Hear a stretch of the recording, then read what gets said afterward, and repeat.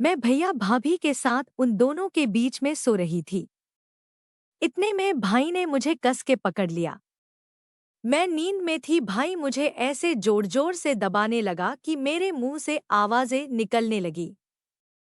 फिर अचानक से भाभी उठ गईं और बोली, यहाँ का एसी बहुत तेज चल रहा है, मुझे तो ठंड सी लग रही है, मैं बाहर जाकर सोती हूँ। मैं समझ गई कि भाभी ने भी मुझे मौका दे दिया है। उसके बाद भाई ने जोश में आकर मुझे लगातार 2 घंटे तक। मैं रूपाली पिछले साल अपनी मौसी के घर घूमने गई थी, क्योंकि मैं कहीं भी नहीं जाती हूँ। तो मम्मी ने कहा कि तुम अपनी मौसी के घर घूम आओ। मैंने कहा, ठीक है। मम्मी ने मौसी को फोन किया और 2 दिन बाद मेरी मौसी का बेटा मुझे लेने आ गया। मैं उसे देखने लगी और उससे बात करने लगी। उसकी शादी को 2 साल हो गए थे। वो अब पहले से काफी बदल गया था। उसकी शादी में मम्मी गई थी, मैं नहीं गई थी। उसने मुझसे पहले तो इसी बात को लेकर उलाहना देते हुए कहा, तुम शादी में क्यों नहीं आई थी? फिर यूं ही बात होने लगी और वो मुझसे पूछने लगा, कैसी हो रूपाली और तेरी पढ़ाई वगैरह कैसी चल रही है? मैंने भी कहा, हाँ मैं ठीक हूँ, और पढ़ाई की अभी कोई बात मत करो प्लीज, अभी मुझे छुट्टियां एंजॉय करने दो। तुम बताओ कि भाभी कैसी है और मौसी कैसी है? मेरी मौसी के बेटे का नाम वीरू है। उसकी उम्र 28 साल की है और भाभी का नाम पिंकी है। उनकी उम्र 24 साल की है। मैं और वीरू भैया अगले दिन उनकी कार से उनके घर के लिए चल दिए। उन्होंने रास्ते में मुझे बहुत सारी खाने की चीजें दिलाईं और हम 3 घंटे के बाद मौसी के घर पहुंच गए। मौसी ने मुझे गले लगाया और भाभी ने भी गले लगाया। मुझे सब लोगों ने बहुत प्यार दिया और मेरी खातिरदारी शुरू हो गई। भाभी मेरे लिए कोल्ड ड्रिंक, बिस्किट, नमकीन और ना जाने बहुत सी चीजें लेकर आ गई। मैं बोली, मेरे को इतना क्यों खिला रही हो भाभी, मैं इतना नहीं खाती हूँ। हम सब बैठ गए और आपस में बातें करने लगे। मौसी ने मम्मी के बारे में पूछा। मैंने भी बताया कि सब ठीक है। मैंने बड़े शिकायत वाले अंदाज में कहा, मौसी और भाभी, आप लोग हमारे घर पर क्यों नहीं आते हो? तो मौसी हंस कर बोली, अब की बार चलूंगी। मैं फिर सब अपने अपने काम में लग गई। मुझे मौसी वाले कमरे में सोना था, भैया भाभी का कमरा साइड वाला था। इस तरह 3 दिन निकल गए। अगले दिन सुबह जब मैं जागी तो मौसी अपना सामान पैक कर रही थी। मौसी के गांव में किसी तबीयत खराब थी और मौसी को अर्जेंट जाना था। 1 घंटे बाद 9 बजे की ट्रेन थी, तो भैया मौसी को लेकर स्टेशन चल दिए। मैंने मौसी से पूछा, कब आओगी? तो मौसी बोली, मैं तो अब 15 से 20 दिन में ही आ पाऊंगी। मैंने तेरी मम्मी से बात कर ली है। अब तो वीरू तेरा यहीं एडमिशन करवा देगा। अब तू यहीं रहेगी। इतनी बात कहते हुए मौसी चल दी। मैं अब भाभी के बारे में बता दूं। पिंकी भाभी की हाइट 5 फीट 3 इंच है। एकदम गोरी है। भाभी के बाल नीचे कमर तक आते हैं। उनकी काली आंखें बहुत नशीली हैं। भाभी बोली, रूपाली, जल्दी से नहा ले, मंदिर चलना है। मैं भी झट से नहा कर आई। मैंने ब्लू कलर की लॉन्ग स्कर्ट पहनी और ब्राउन टॉप पहना। मेरा ये वाला टॉप एकदम फिटिंग का था। भाभी ने पर्पल कलर की साड़ी पहनी थी। जब भाभी तैयार होकर मेरे पास आई तो बोली, क्या बात, ननद रानी, किस पे बिजली गिरानी है? तू तो एकदम जहर लग रही हो। मैं बोली, भाभी, आप भी कम नहीं लग रही हो।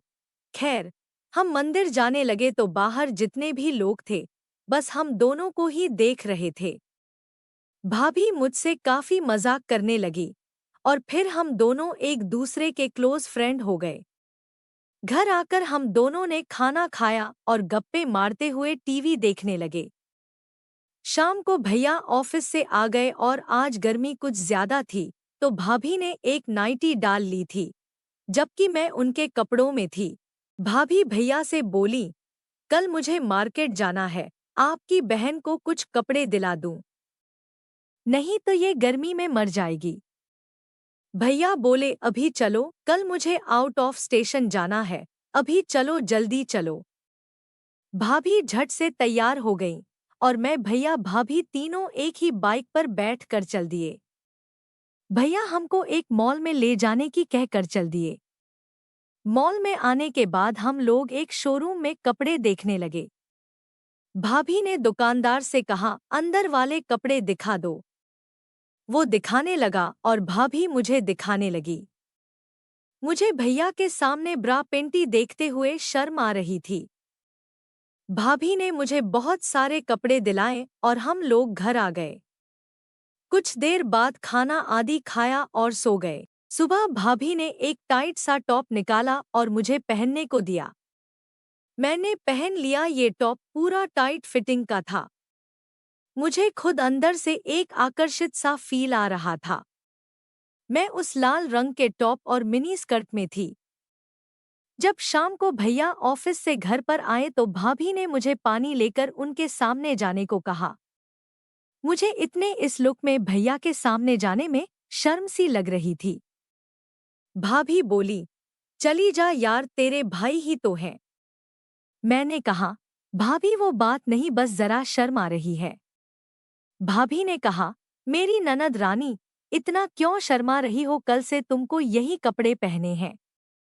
अब ये तेरा विलेज नहीं है, सिटी है, सिटी समझी। इसके बाद मेरी झिझक जैसे तैसे खत्म हुई और हम सब रात होने तक यूं ही बातें करते रहे। फिर सब लोग सोने चल दिए। करीब 11 बजे मेरा कूलर खराब हो गया। मैंने भैया को जगाया तो भैया बोले कि तू हमारे वाले रूम में ही सो जा। मैं भी भाभी के साथ उसी रूम में आ गई। एक तरफ भैया और बीच में भाभी, साइड में मैं थी। मैं उस टाइम लोवर टी शर्ट में थी, भाभी नाइटी में थी। थोड़ी देर बाद उनको लगा कि मैं सो गई हूं, तो वे दोनों आपस में मस्ती करने लगे। मुझे उनकी छेड़खानी से बहुत शर्म आ रही थी। किसी तरह रात निकल गई और मैं सुबह तक सोती रही। मुझे भैया ने जगाया तब मैं जगी। भाभी बोली, आज संडे है रूपाली, जाओ तुम नहा कर आओ और सुनो, आज तुमको कल ली हुई नई वाली ड्रेस ही पहननी है। मैं शर्माते हुए नहाने चली गई। भाभी ने कपड़े निकाले और मुझे दे दिए। एक बहुत छोटा सा स्कर्ट और ट्रांसपेरेंट टॉप थी। मैंने भाभी से कहा, भाभी, घर में भैया हैं, मैं इनको नहीं पहन सकती हूँ। भाभी बोली, ये तो कपड़े हैं, इनमें इतनी क्यों परेशान हो रही हैं? मैं बोली, भाभी, मुझे भैया के सामने इनको पहनने में शर्म आती है। भाभी बोली, जब तेरी शादी होगी तो जब नहीं पहनेगी क्या? मैं बोली, तब की बात और है। भाभी बोली, जा, मैं तेरे से बात नहीं करती। मुझे लगा कि भाभी नाराज हो गई, तो मैंने भाभी को हग किया और बोली, अच्छा, जैसा आप कहोगी मैं वैसे ही कपड़े पहन लूंगी, बस आप नाराज मत होना। भाभी हंसकर बोली, जा, तू अपने भैया को पानी देके आ। मैं भैया के रूम में गई तो भैया मुझे देखने लगे। भैया की निगाहों में एक अजीब सा भाव था। मुझे उनके देखने के अंदाज से अंदर तक गुदगुदी सी होने लगी। उसके बाद सबने खाना खाया और आराम करने लगे। सारा दिन यूं ही चुहलबाजी में बीत गया। जब रात को हम सोने गए तो भाभी ने मुझे बीच में खिसका दिया और खुद साइड में सो गईं। थोड़ी देर में भैया का हाथ मेरे सीने पर घूमने लगा था। भाभी ना जाग जाएं, मुझे तो यही डर लग रहा था। मैं इसलिए चुपचाप लेटी रही। इसका नतीजा ये हुआ कि भैया की हरकतें बढ़ती गईं।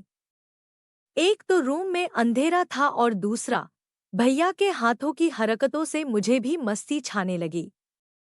वो अपना काम करने लगे तो मैंने भी अपनी आंखें बंद कर लीं और मजा लेने लगी। तभी मुझे फिर से याद आया कि भाभी बगल में ही सो रही हैं, तो मैंने भैया को साइड किया और उठकर बाथरूम में चली गई और फिर से रूम में आ गई। मैंने भाभी को उनकी जगह पर सरका दिया और खुद किनारे लेट गई। मुझे लगा कि भैया को पता नहीं है कि उनके नीचे में थी। शायद वो मुझे भाभी समझकर उस मूड में थे कि इतने में भाभी जाग गई थी। उन्होंने मुझे हिलाया। मैं तो अब तक गर्म थी सो जाग ही रही थी। भैया भी जागे हुए ही थे। तभी बिजली चली गई और चूंकि गर्मी का मौसम था तो बेचैनी होने लगी। भाभी बोली, चलो बाहर आंगन में चलते हैं। भैया तो कुछ कहने की जगह सीधे उठकर ही बाहर आंगन में चले गए। उनको ज्यादा गर्मी लग रही थी तो वे आंगन में बैठकर नहाने लगे। इसके बाद भाभी भी पानी में भैया के साथ मस्ती करने लगी और बोली कि चलो एक गेम खेलते हैं। हम में से किसी एक इंसान की आंखों में ब्लैक पट्टी बांधते हैं और उस इंसान को दूसरे इंसान को छू कर बताना है कि वो कौन है। जिसको वो छुएगा उसको नहीं बोलना है, कोई भी नहीं बोलेगा। गेम स्टार्ट हुआ। भाभी ने मुझे भी पानी में खींच लिया। हम सब लोग पानी में भीग गए। सबने एक दूसरे को पानी में खूब भिगोया। उसी रात को भाभी फिर एक साइड में ही सोईं। मैं भैया की तरफ वाली साइड में सो गई। कुछ देर बाद भैया शुरू हो गए। आज मैंने भी कुछ नहीं कहा। अब मैं तो आसमान में उड़ रही थी और मैं भी चाहती थी कि भैया आज वो सब मेरे साथ कर अपना बना लें। मैं भी उनके बालों में हाथ फेर रही थी। फिर अचानक से भाभी उठ गईं और बोली, यहाँ का एसी बहुत तेज चल रहा है। मुझे तो ठंड सी लग रही है, मैं बाहर जाकर सोती हूँ। मैं समझ गई कि भाभी ने मुझे करने का पूरा मौका दे दिया है। थोड़ी देर में भैया ने कहा, रूपाली आज तुझे अपनी बना लूंगा। मैं बोली, हाँ बना लो ना, मैं तो आपकी ही हूँ, मेरे राजा भैया। भैया बोले, एक प्रॉमिस कर, आज से भैया नहीं कहेगी, तू मुझे वीरू बोलेगी। मैंने कहा ठीक है मेरे वीरू राजा। हमने उस रात वो सब किया और फिर पता ही नहीं चला और हम दोनों ऐसे ही सो गए। सुबह मुझे वीरू भैया ने जगाया और मैं उठकर फ्रेश होने चली गई। फिर आज मैंने चाय बनाई, भाभी भैया को चाय दी। भाभी हंसकर बोली, तू रात में इतना शोर क्यों मचा रही थी? आराम से सोया करना। मैंने सोचा शायद मैं पकड़ी गई। तभी भाभी बोली, चल अब नहा ले।